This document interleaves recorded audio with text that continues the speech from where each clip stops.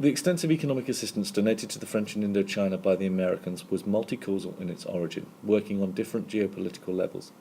Fundamentally, the economic aid was part of the US government's wider aim of containment. So identifying this as the principal reason leading into the domino theory. The French needed to defeat the Viet Minh in order to prevent the further spread of communism. Furthermore, this idea of containment is seen in American-European diplomacy. The Americans needed to appease the French to secure a vital ally in NATO and Western Europe.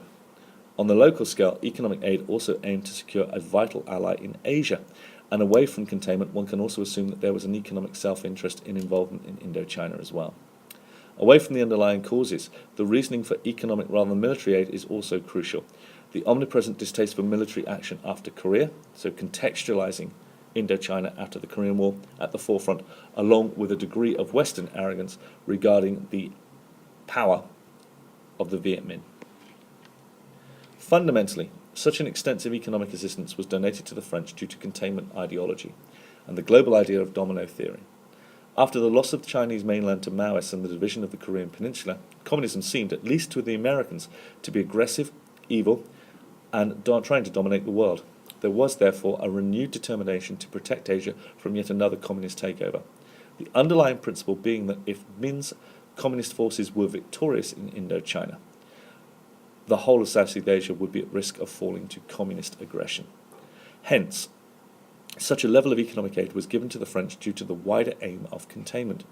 Almost all Americans believed there was a genuine communist conspiracy in the world, and thus to aid the French was to attack the conspiracy, thus demonstrating the resolve of the Americans to resist global aggression. And of course, on this point, they were committed by Truman. Essentially, this economic assistance was a soft warning to the Soviet Union to rein in its own proxies, that is, those people fighting on its behest, building up the message given in Korea. Furthermore, this upholding of containment had a clear domestic message. So not just an international one, but one to speak to the American public as well. Both Truman and Eisenhower knew full well that they must adopt a defiant persona against communism in order to win popular domestic support. And economic assistance was an easy way to do so without the risks of military action. So there's also a degree of pragmatism at play here. Linking to this idea of global containment, economic assistance to the French was given in order to secure a vital ally in Europe. So we now have the wider global scene in play.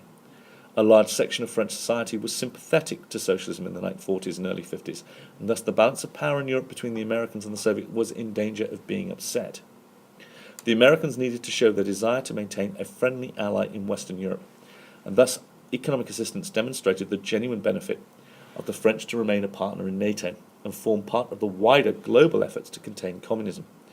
The Americans therefore donated economic aid to the French in order to maintain their sphere of influence in Europe. Due to there being less anti-communist sentiment in Europe to the US, the Americans needed to show the actual benefits of joining them in the fight against communism. Indochina provided an ample opportunity.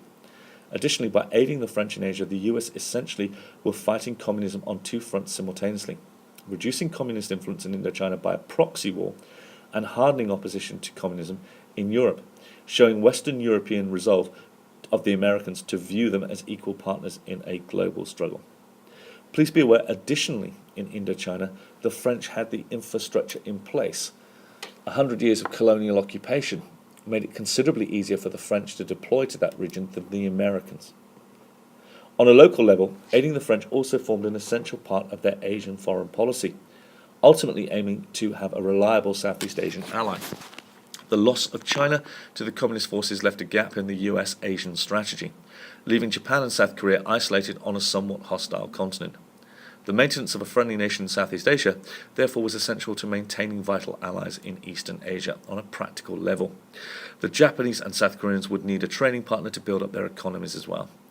Along with British Malaya, an anti-communist Indochina would build a wall of anti-communist nations along the Western Pacific, albeit very fractured. Hence, high levels of economic assistance was given to the French in Indochina in order to consolidate Western anti-communist presence in Asia. Following the logic of containment, communism flourished in poor, unstable areas, thus building a number of successful, stable economies in Eastern Asia was essential in the local application of US foreign policy. Therefore, the retention of a number of anti-communist countries was the ultimate way of showing those in Asia the benefits of capitalism, and thus strengthening the American sphere of influence in the Western Pacific. So economic aid played a vital role in building up this line of defense in Asia. We're essentially seeing here a microcosm of the Marshall Aid Plan being deployed in Europe. Away from the idea of containment, a degree of economic self-interest can also be attributed to the high amount of economic aid given. Unlike the Korean Peninsula, Indochina was rich in raw materials. The logging of timber and crop plantations had long been established under French rule. Naturally, by supporting the French in Indochina, the US aimed to gain a share of these resources and subsequently the profits. If the Viet Minh were to take power, however, this lucrative market would have been closed to American investors. One can therefore take the cynical or realistic view that there was an underlying self-interest in American economic support for the French. As a capitalist power, the US needed to provide opportunities for its companies and organizations to trade in a rapidly globalized marketplace. And Indochina resources provided an ample prospective economy for American firms to exploit. The US, therefore, whilst officially anti-imperialist, clearly held the natural desire to build up trade and exploit resources in poorer third world countries, and thus aiding the French facilitated economic opportunity. Additionally, by maintaining control in Indochina, the Americans and French withheld such resources from the Soviets and Chinese, and thus links back to the wish to outdo the other superpower, essentially rooted in the idea of spheres of economic influence as well as political. Now this again is referring to this notion of the zero-sum game. What you have, the other side do not. What you lose, the other side gains. Very blinkered thinking. Extensive economic assistance was also given due to it being an alternative to military aid. This is rooted in two key ideas: the Korean legacy and Western arrogance. Firstly, and most apparent, the legacy of military involvement in Korea was prohibitive of military action in Indochina. The American public had no appetite for war following 3 years of conflict in another Asian country, and soon after the devastation of the Second World War. Economic aid was therefore favoured over military assistance due to the former being a convenient alternative to the unpopular decision of war. The American public desired action against communism, but were war-weary, and thus economic assistance was a compromise, demonstrating one's anti-communist credentials through a proxy war. Let's get the French to do the fighting for us. We have considerably more money than we have troops, and even an American superpower could not fight every fire, despite their obligations by the Truman Doctrine. Secondly, one cannot ignore the intrinsic arrogance that both the French and Americans upheld. In both Washington and Paris, it was completely incomprehensible that a small, poorly equipped army would stand a chance against the might of the French Empire. Thus, the Americans offered economic assistance to the French rather than military aid due to the perception that such a level of assistance would suffice.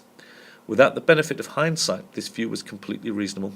With very few exceptions, has a statistically weaker army beaten its larger opponent.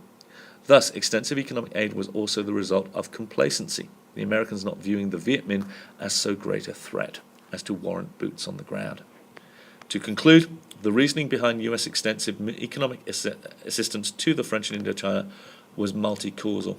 Most apparent is the concept of containment, the root of the global application of domino theory, the desire to maintain France as an ally, and the building up of friendly allies in Eastern Asia. However, there are lesser factors regarding US economic aid being given: economic interest and the reluctance to provide different forms of aid, i.e. military assistance. Hence, the US offered extensive economic assistance to the French in Indochina due to an array of other factors, but primarily due to the always present influence of containment. Be aware here, this is what they've done in Greece and Turkey. This is what the Marshall Aid was doing in Europe. America used her economic muscle as well as her military muscle. The shadow of power cast by America need not always be economic. Militarily, it could be economic. It could also be cultural.